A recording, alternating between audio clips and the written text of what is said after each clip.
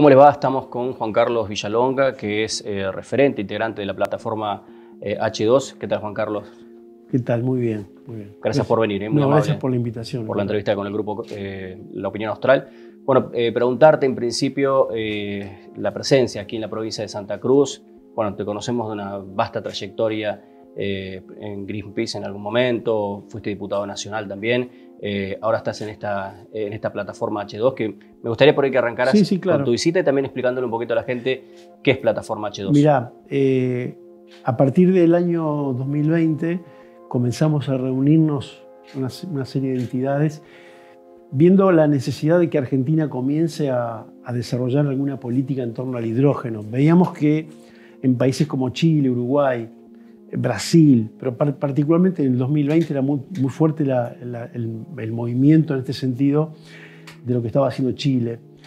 Y ahí comenzamos a trabajar junto con algunas entidades académicas y otras instituciones, tratando de plantear la necesidad de comenzar a discutir el marco regulatorio que Argentina necesita, la necesidad de una hoja de ruta de desarrollo de esta nueva industria, que esto hay que entenderlo en el proceso de transición energética. Es decir, el hidrógeno es un insumo no solo para algunas actividades energéticas, sino también para la industria, un insumo para la industria química.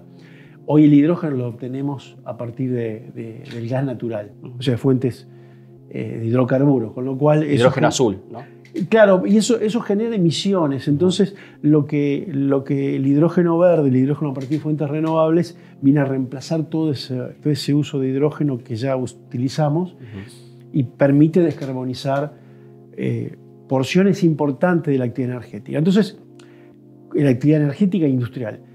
Ahí arrancamos y nos constituimos como plataforma H2 en el 2021.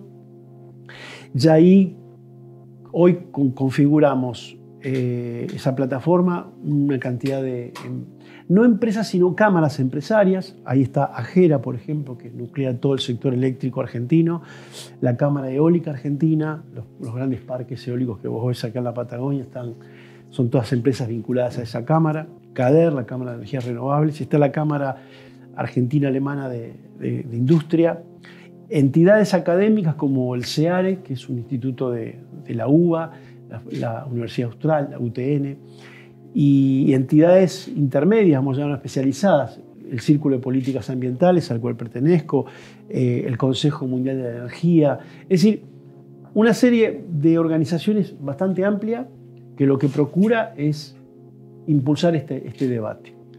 Eso progresó en el 2021, ya un proyecto de ley que inspiramos, se presentó en la Cámara de Diputados. En el 2022 y 2023 comenzó a haber una actividad en parte del Gobierno Nacional que dio algunos pasos, pero seguimos estando muy rezagados con respecto a lo que está pasando en el mundo. Y ahora, bueno, viste, hace poco hicimos este encuentro en Comodoro, en Chubut, un evento que más que de Chubut, un evento patagónico. Participaron y había funcionarios de todas las provincias, procurando que la Patagonia perciba la oportunidad que tenemos adelante nuestro, ¿no? Una industria que tiene la particularidad de que podemos poner en valor el inmenso recurso eólico que tenemos, pero no solo para producir electricidad para los fines domésticos, es decir, para nuestro sistema eléctrico. Tenemos un recurso eólico que supera muchas veces lo que nuestra demanda de electricidad. Lo que podemos hacer es generar esa energía eléctrica para producir un bien exportable, que es el hidrógeno, a partir de la electrólisis del agua, que separa el hidrógeno del oxígeno. Y ahí podemos dar un salto en términos de producción, no solo energética, sino además estar generando un insumo clave dentro de la transición, y que para la Patagonia es, insisto, una industria exportadora que puede tener un impacto económico muy interesante. Y esto en un contexto de una industria limpia, sostenible y que demanda el mundo. Quiero detenerme en una palabrita que usaste, seguramente para aclararle a la gente, porque siempre cuando se usa la palabra agua, ¿no?, en la generación de recursos empiezan las alarmas, ¿no? Se encienden las alarmas. El agua, obviamente, no es agua de los lagos, no es agua dulce, sino es agua de mar, ¿no? Exacto. Pensá que son parques eólicos grandes que confluye esa energía en un polo industrial portuario, en el cual hay varias etapas. Una de ellas es la desalinización del agua de mar. O sea que el recurso es agua de mar, y el ciclo completo es decir, no hay pérdida de recurso, porque el agua que estás usando, que la desdoblas en hidrógeno y oxígeno, ese hidrógeno, cuando se lo utiliza, vuelve a combinarse con el oxígeno y vuelve a generar agua. Es decir, hay un ciclo cerrado completo, pero no hay estrés en términos de que estás utilizando agua dulce, no compite con otros usos del agua. Inclusive el oxígeno también se puede separar y utilizar por otro fin. Exacto, ¿no? El oxígeno, industrialmente se utiliza el oxígeno, incluso para industrias médicas, para el sistema hospitalario. ¿Sí? El oxígeno es un gas industrial, por lo tanto también tiene usos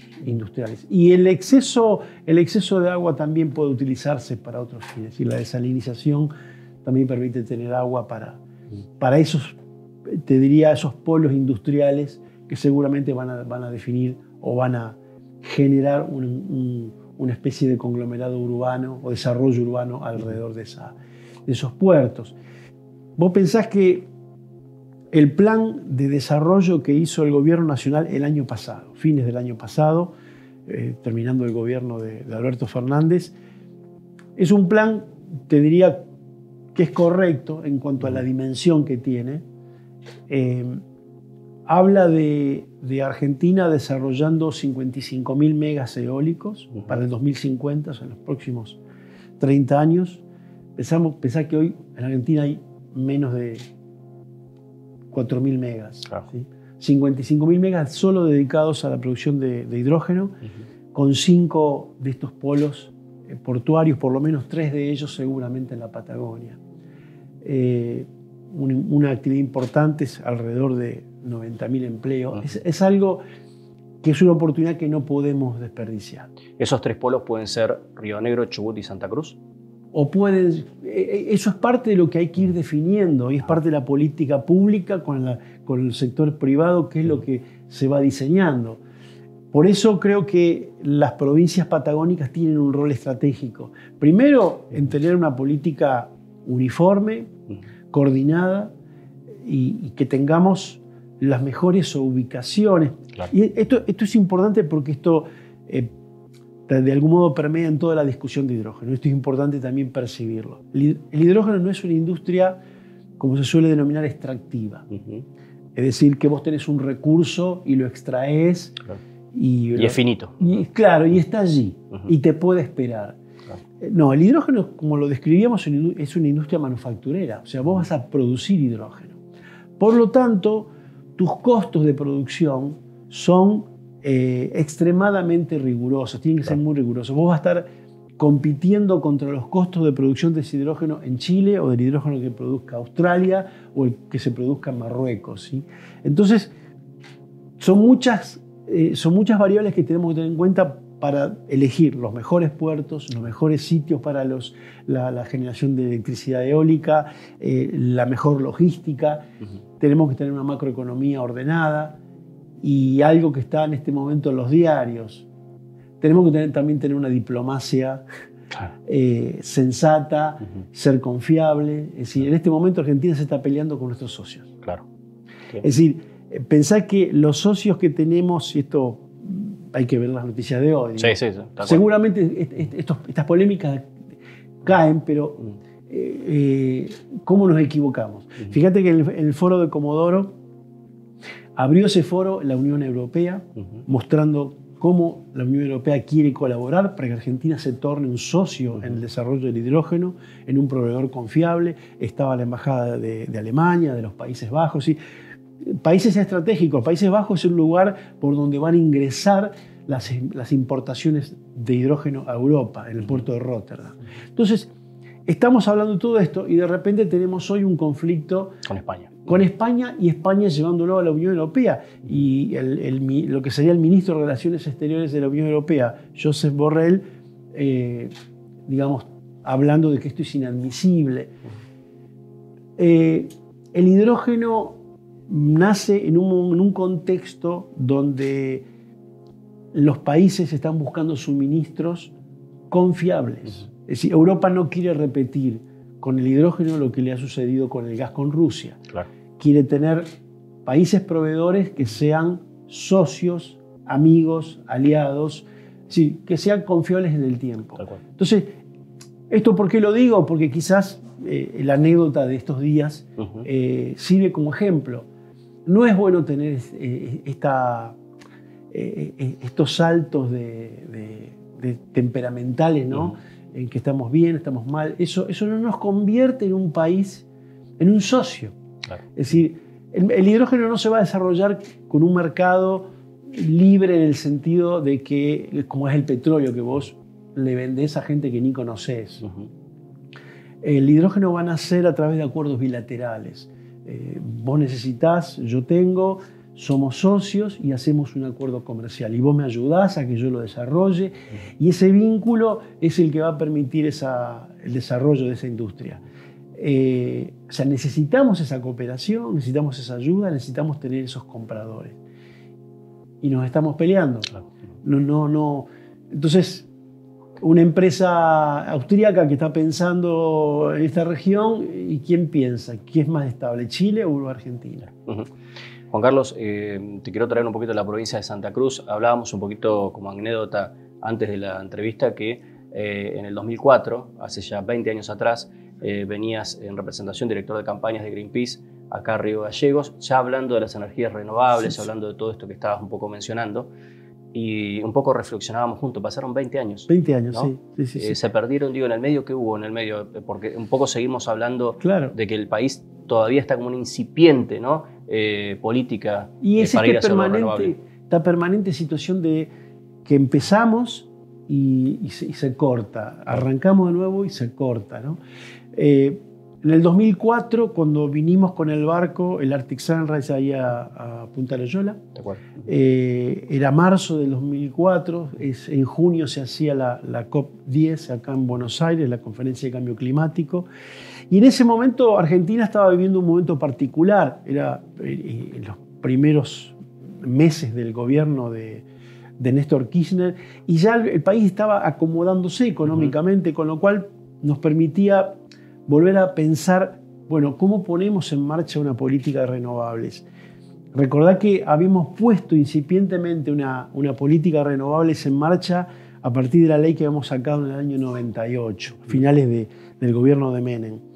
En ese momento había mucha expectativa en Argentina, comenzó a moverse la rueda y bueno, vino la crisis del 2001, 2002, todo pata para arriba, se descontinuó todo. Había empezado una pequeña producción de torres para molinos eólicos en Comodoro Rivadavia.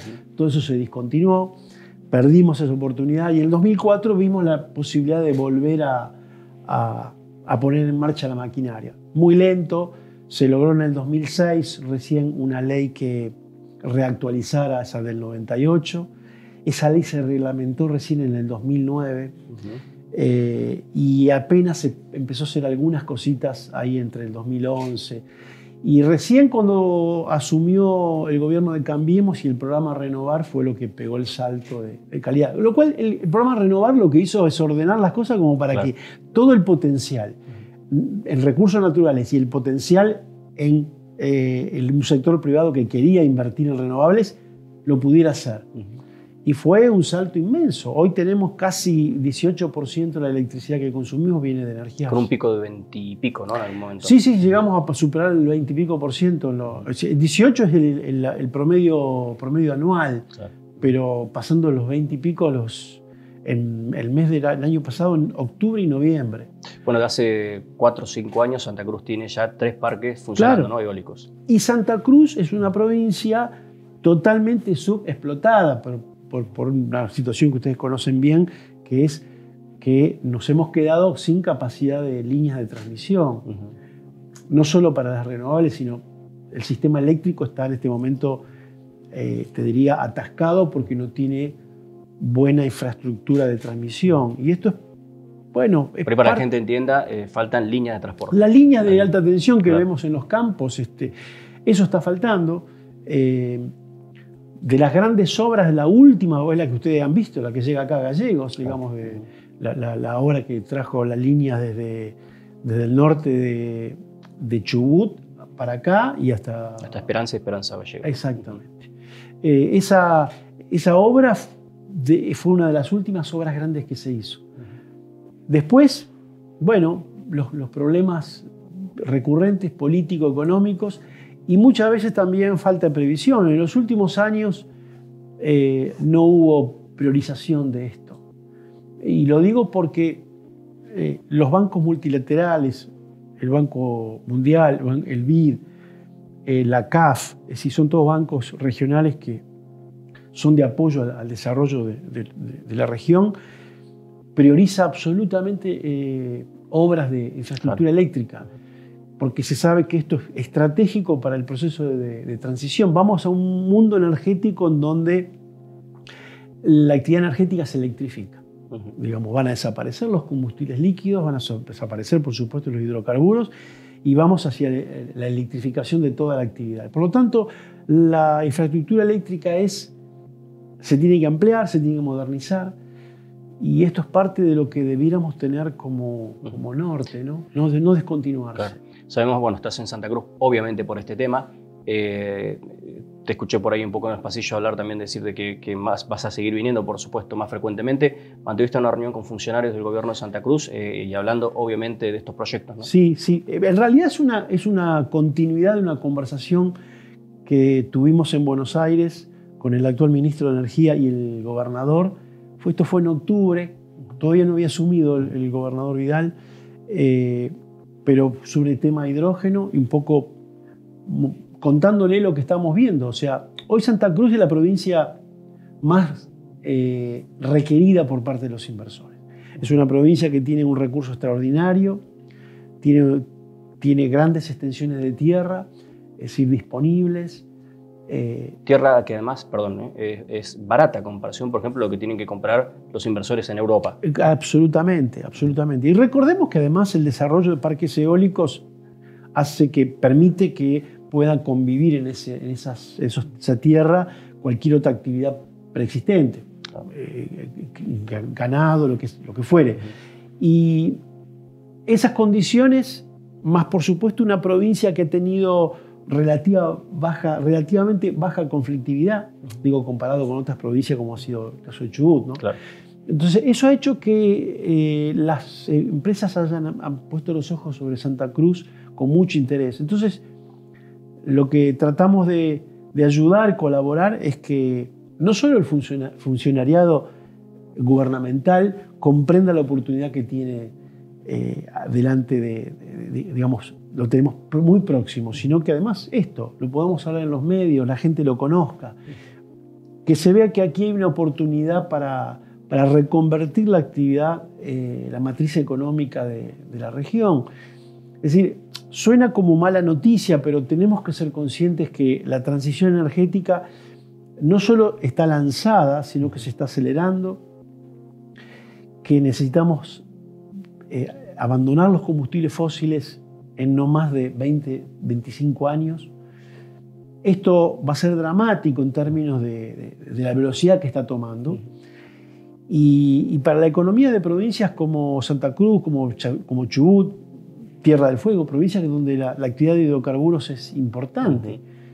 Esto no puede generar un quebranto económico y social. Entonces tenemos que considerar y ya ir pensando y planificando cuáles son las actividades que pueden reemplazar total o parcialmente esas actividades. Y creo que el hidrógeno es una oportunidad. Pero es importante esto, el hidrógeno es un tren que se está moviendo ahora, está empezando a salir todavía está en el andén, sí, y todavía nos podemos subir. Pero en cualquier momento arranca, ¿no? Pero si arranca y nosotros no estamos preparados y se configura ese mercado que yo te describí antes, donde los compradores ya tienen socios comerciales y no estamos nosotros, va a ser muy difícil luego meterse. Nosotros en la demanda de hidrógeno, para hacernos una figura así muy simple, un gran demandante es Estados Unidos, pero que mayormente va a ser autosuficiente, es decir, se va a abastecer por sí mismo. Algo parecido va a pasar con China, y los otros dos polos de gran demanda que no van a poder autoproducirse todo, es Europa y Sudeste Asiático. Bueno, esos dos son los lugares a donde nosotros tenemos que poder vender nuestra producción.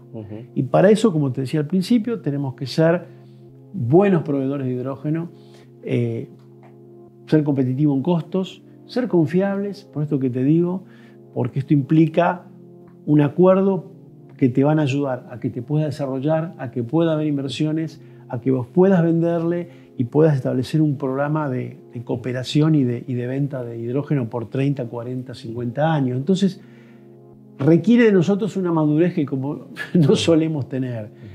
Pero bueno, creo que es el desafío de Argentina, ¿no? Y creo que otros países, perdón que la haga larga, pero me parece que grafica. La semana pasada hubo un encuentro muy importante a nivel internacional en Rotterdam sobre el mercado del hidrógeno. Te diría que es el evento al cual todos van a mirar qué pasó. Lo que me contaron algunos que estuvieron allí, dice, espectacular la presencia uruguaya. Uruguay fue medio que una vedette, donde fueron funcionarios, empresarios, mostraron vínculos de cooperación. Y Uruguay, con mucho menos que nosotros, se está posicionando porque saben que lo tienen que hacer. Ellos están viendo una oportunidad y nosotros estamos muy rezagados. Cuando vos mirás el mapa que en esos eventos, vos ves que hay clúster de desarrollo de hidrógeno en Brasil, en Chile, en Uruguay, en Colombia, y Argentina son apenas algunos, ¿viste? Claro. Te quería preguntar por si se ha hablado con funcionarios provinciales ya de posibles lugares de emplazamiento, porque obviamente tiene que ser de lado de la costa, obviamente donde haya puertos, tenemos Puerto de Caleta Paula, Punta Quilla, Puerto Deseado, digo, tienen puertos con salida importante, bueno, Punta Loyola. ¿Se ha hablado de esos sitios? No, no específicamente, porque todavía, como te digo, es una combinación entre la mejor logística que se vayan definiendo por los sitios mejores para desarrollar los parques eólicos. Y también, acá viene, cuál va a ser la decisión estratégica del Estado, del Estado Nacional y de las provincias, porque ese puerto requiere rutas, requiere logística, requiere una cantidad de cosas que tenemos que poner allí, que no lo va a hacer solo el privado. Es decir, es una por ejemplo, en Chile ya se está desarrollando un hub en un puerto que se definió, donde allí tiene que ir la exportación de hidrógeno. Ahora, esa definición fue tomada en conjunto entre el sector privado, los inversores y el Estado. Es decir, no es anárquico, donde cada uno hace lo que se le ocurre. Entonces, esa definición nos está faltando. Eso es lo que llamamos la hoja de ruta. Es decir, y esa hoja de ruta necesitamos de un Estado muy activo en esto. Y esto es algo que este gobierno va a tener que comprenderlo, entenderlo. Yo creo que